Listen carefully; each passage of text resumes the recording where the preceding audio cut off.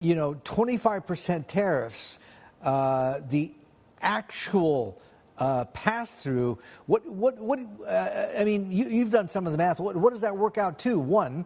And two, the secondary effect, what it actually means for prices at the end of the day, sticker prices, what does that number look like?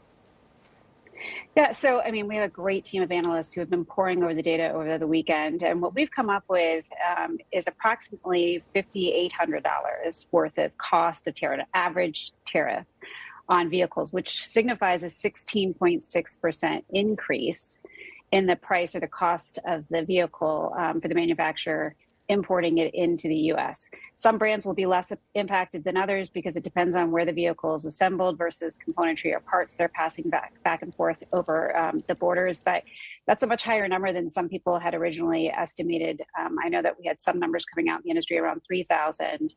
And this will disproportionately be hitting our lower cost vehicles that are available in the market.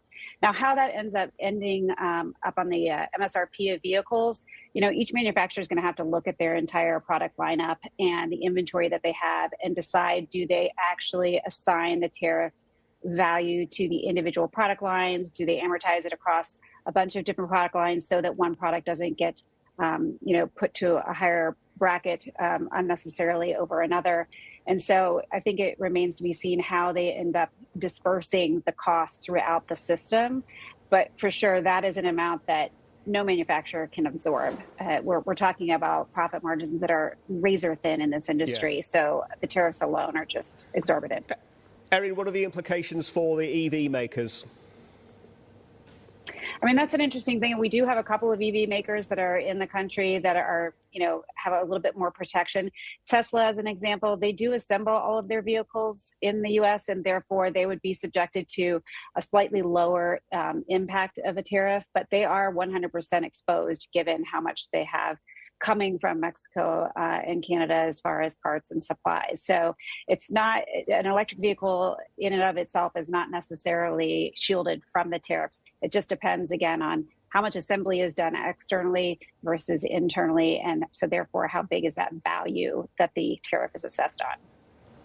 And ultimately, Erin, if tariffs are imposed, and if there is upside risk to those tariffs, and let's not forget China in all of this as well, then is the American consumer going to have to pay more for a new car, possibly even a second-hand car as well, even? 100%. There's no doubt that the American consumer is who's going to suffer most. Again, we're looking at, we took a look at vehicles that are 40,000 and under, 30,000 and under, and I think it was something, 62% of all of our sales are represented, and about 39% of those vehicles will be impacted that are under $40,000. 50% of the vehicles under $30,000 are going to be impacted.